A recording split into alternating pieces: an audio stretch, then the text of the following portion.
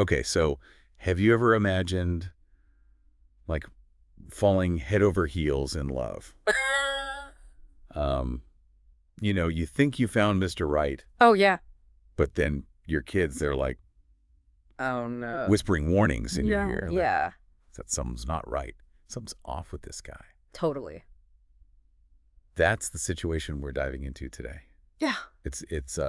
We're looking at the story of Dirty John Meehan, Uh-huh. and we're going to be looking through the eyes of Tara Newell, one of the women who actually fought back against his deception and his manipulations. Right. You shared this incredible interview with us, and I just can't wait to unpack it and Yeah. see what we can learn. It's a wild story. It Yeah. really gets under your skin because it shows you just how manipulative people can be. Like Yeah. they can just make up this whole persona and, Yeah. and exploit people. And it's fascinating to hear it from Tara's perspective because you Yeah. get to see the emotional impact it has on the whole family. Right. And just to set the stage for our listeners, Mm-hmm. we're talking about a true crime case. Yep. That kind of took over the nation. Everyone was talking about it. John Meehan and his crazy lies. He was really good at making himself look totally different than he was. He said he was a successful anesthesiologist. Oh, wow. Like he wore scrubs and everything. Really? And claimed to work with Doctors Without Borders.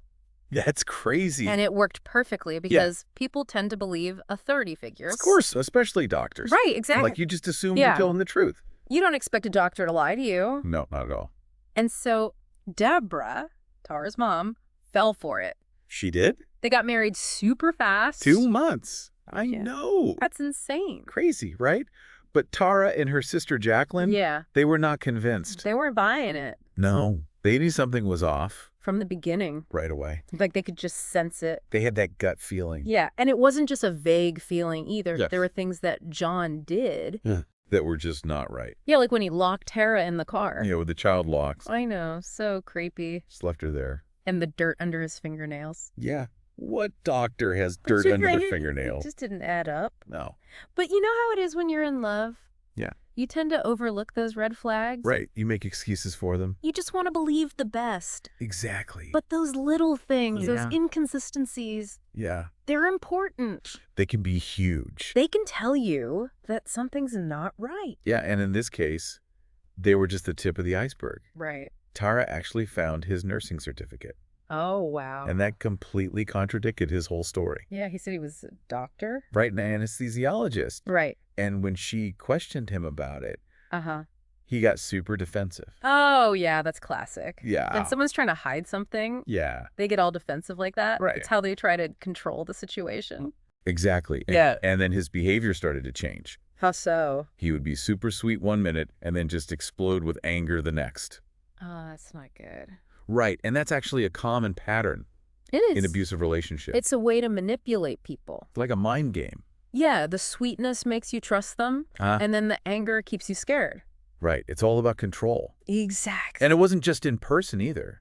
What do you mean? He was sending threatening messages from Deborah's phone.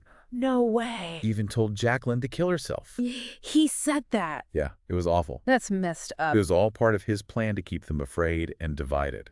Wow. So he was really using technology to manipulate them. Yeah, it was scary. That's just cruel. So Tara and Jacqueline knew they had to do something. Yeah. They hired a private investigator to look into John's past. Good idea. And what they found was shocking. What did they find? The investigator's report showed that John had been lying and manipulating people for years.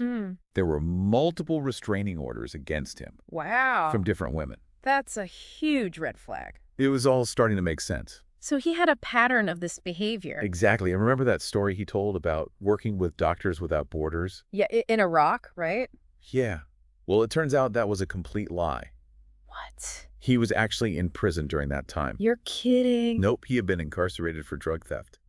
Unbelievable. And the craziest part is that he met Deborah right after he got out of prison. Oh, wow. So he went straight from prison to targeting her. It seems that way. That's terrifying. It really is. He was playing a long game. Yeah, he knew exactly what he was doing. He was a predator. Absolutely. So he's got this whole fake life built up. Right. And you'd think, with all that proof, Mm-hmm. Deborah would finally see him for what he was. You would think. But it's not always that simple. No, not at all. The psychology of manipulation, it's complicated. It really is. At first, Deborah refused to believe anything bad about John. She just defended him. Really? Said her daughters were jealous. Oh, gosh. Overreacting. It's like she was under a spell. Yeah, it's classic love bombing. It is. They shower you with so much love and attention. Yeah. You become vulnerable. You get swept up in it. And it isolates you. Right. You push away your support system. You become dependent on the abuser. Exactly. And John was constantly turning Deborah against her own daughters. Oh, that's awful. Whispering lies, making them seem untrustworthy. It's a way to control her. Keep her all to himself. It's heartbreaking for Tara and Jacqueline. Oh, I can't imagine. Watching their mom fall for this. Knowing the truth. I'm trying to warn her. But she's not ready to see it. Sometimes you can't force someone to see the truth. No, you can't. They have to come to it on their own. So what changed for Deborah? A letter came. A letter. From John's former cellmate. Oh, wow. Confirmed he was in prison. So it was true. All true. A whole Doctors Without Borders thing. A complete fabrication. That letter must have been devastating for her. It was a wake-up call. To realize everything was a lie. But she needed it. To break free. She filed for divorce. That's incredibly brave. It's never easy to leave an abusive relationship. Especially when there's manipulation involved. And it can be dangerous. Because they don't want to let you go. They feel like they're losing control. And John was not going to let go easily. What did he do? He started harassing Deborah. Oh, no. Intimidating her. How? Posted revenge porn on Facebook. Oh, my gosh. Tried to humiliate her. That's terrible. Threatened her. With what? Said he had connections to the mafia. He was using fear to control her. It was escalating. Yeah, he was getting desperate. He even stole her car. He was trying to disrupt her life. Make her feel powerless. So Deborah went into hiding. Fearing for her safety. But John couldn't control her anymore. So he turned his attention to her daughters. Oh, that's scary. Because the abuse often extends beyond the immediate victim. It does. It's a way to hurt them indirectly. And on August 20th, 2016, just 5 months after the divorce, Tara was attacked. Oh, no. John just appeared out of nowhere. Where? In the parking lot of her apartment building. He was waiting for her. Seems like it. Oh, that's terrifying. He had a knife. He was going to hurt her. It was a brutal attack. It shows how dangerous he was. How far he was willing to go. This wasn't just about scaring her anymore. It was about silencing her. It's terrifying to think what might have happened. If she hadn't fought back. She was incredibly strong. In that moment, she remembered her favorite show. Which one? The Walking Dead. Oh, wow. All those zombie killing techniques. She used them against him? Yeah, she disarmed him. Oh, my God. Used the knife against him. That's incredible. It's like her mind went into survival mode. Yeah, she tapped into that fighting spirit. She refused to be a victim. But her ordeal wasn't over. No, the trauma doesn't just disappear. Right, there's the physical and emotional recovery. And the legal complexities? It can be overwhelming. And Tara was actually treated like a suspect at first. What? By the first responders. But she was the victim. They focused on John's injuries. He had a knife wound to his eye. But they didn't consider the context. They didn't see the history of abuse. It's like they didn't believe her. It's a reminder that we need to be more sensitive. To victims of violence. Especially when there's manipulation involved. We need to listen to them. Believe their stories. And Tara was almost admitted to the same hospital as John. Are you serious? Yeah, can you imagine? That's traumatizing. To be that close to your attacker? It shows a lack of understanding about trauma. Victims need to feel safe. Support. Not re-traumatized. Thankfully, she was taken to a different hospital. But it highlights the need for trauma-informed care. Absolutely. And as we learn more about John's past, the story gets even darker. How so? While he was on life support, Okay. they found out that he had tried to hire a hitman to kill the detectives investigating him. Oh my God. He was willing to do anything To protect himself. to silence anyone who got too close. He was a dangerous man. And on the day he attacked Tara, Yeah. he had a kidnapping kit in his car.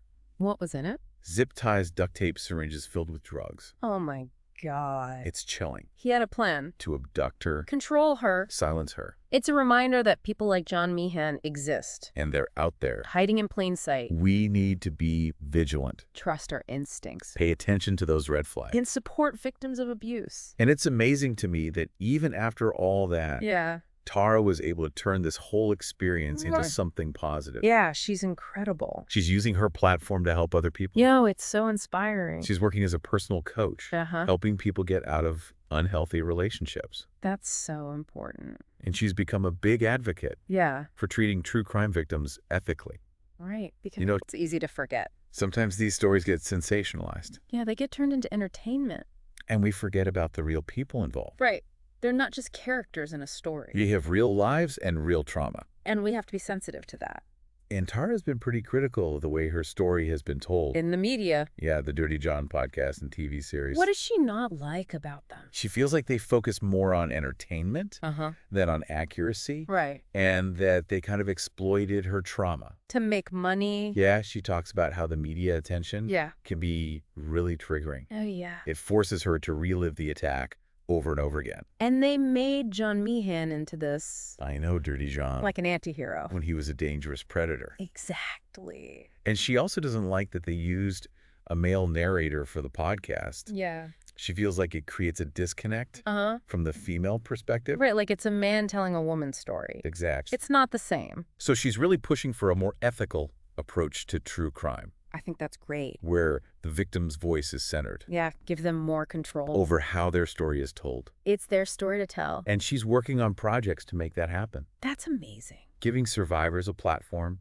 to share their experiences. On their own terms. It's so empowering. It's incredible how she's turned this whole thing around. I know, from victim to advocate. She's helping so many people. It's really inspiring It gives you hope. that even in the darkest of times, Yeah, there's still strength and resilience. absolutely. So this deep dive, Yeah, it's been a roller coaster it has. full of twists and turns, So many ups and downs. heartbreak and resilience. Tara's story is unforgettable. It really makes you think, About the stories we consume. and our responsibility as listeners Keep critical. to amplify the voices of victims. And to support them.